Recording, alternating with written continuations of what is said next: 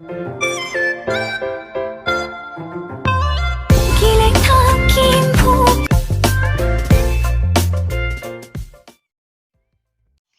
everyone, good morning আৰু ৰাতিপুৱা ব্লগটো start কৰিলোঁ আৰু মই সদায় ৰাতিপুৱাই ব্লগটো ষ্টাৰ্ট কৰোঁ। ইফালে বাৰীফালে আহিছিলোঁ আমাৰ এইটো পিছফালৰ পৰিৱেশ আৰু সেয়াতে ষ্টাৰ্ট কৰি দিলোঁ ব্লগটো। কেনেকুৱা দে চাওকচোন, ৰাতিপুৱা ভাল লাগে যিহেতু। আৰু আজি মই গৈ আছোঁ, যিহেতু আমাৰ সৰুপথাৰ বিশ্ব ৰেকৰ্ডৰ বাবে প্ৰশিক্ষণ দিয়া হৈছে, তালৈকে আমি আজি যাম আৰু ময়ো লগতে তাতে এটা ভাগ পাইছোঁ। যিহেতু অকণমান সৰুকৈ, তাৰে মোৰ সৌভাগ্য বুলি ক'ব পাৰিম। বিশ্ব ৰেকৰ্ডত যিহেতু সহজতে নেপায় যাবলৈ, তাৰে আখৰা চলি আছে, তাকে আপোনালোকক দেখাবলৈ চেষ্টা কৰিম। আমি কেনেকৈ আখৰা কৰিছোঁ আৰু কি কৰিছোঁ তাকে আপোনালোকক দেখাবলৈ চেষ্টা কৰিম। আপোনালোকে চাই যাওকচোন।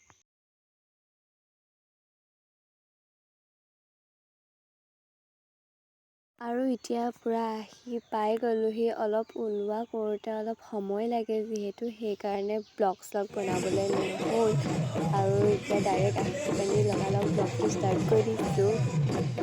এতিয়া আমাক পূৰা প্ৰশিক্ষণ দিয়াবলৈ ষ্টাৰ্ট কৰি দিলে আৰু আমাৰ প্ৰশিক্ষণ দি আছে বিপাশা বা আৰু ৰশ্মি বাই।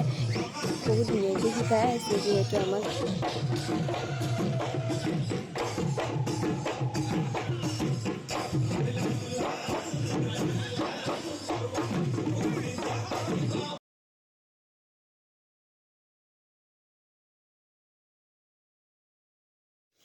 যিহেতু 9:30 বজাৰ পৰা পূৰা প্ৰশিক্ষণ ষ্টাৰ্ট হৈ যায়, সেইকাৰণে আমি ঘৰত ভালকৈ ভাত পানী খাই আহিব নোৱাৰোঁ। 5 minutes later. সেইকাৰণে এতিয়া আমাক ভাত পানী দিয়া হয় ইয়াতে।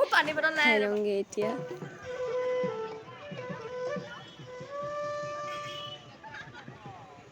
আৰু লগতে খাই বৈ উঠি বাঁহীৰ মাতটো শুনি ৰখিবই নোৱাৰিলোঁ। বহুত ধুনীয়া লাগে বাঁহীৰ মাতটো। আপোনালোকৰ কেনেকুৱা লাগে জনাবচোন। আৰু ইয়াৰ ফটো মৰা পূৰা চলি আছে। ষ্টাৰ্ট কৰি দিলে এটা ফটো মাৰিবলৈ আৰু ময়ো দুকপমান মাৰি লওঁগৈ। আমাৰ ইয়াতে এতিয়া সৰুপথাৰ সমষ্টিত আমাৰ বৰ্তমান প্ৰশিক্ষণ হৈ আছে। আমাৰ বিশ্ব অভিলেখৰ বাবে আমি সাজু হৈছোঁ বৰ্তমান। আমাৰ লগতে নাচনীসকলো ধুনীয়াকৈ সাজু হৈছে আৰু আমি এতিয়া আশাবাদী যে আমি সফল হওঁ। সেয়াই আৰু ভালকৈ নাচিবা, তোমালোককো শুভেচ্ছা থাকিল।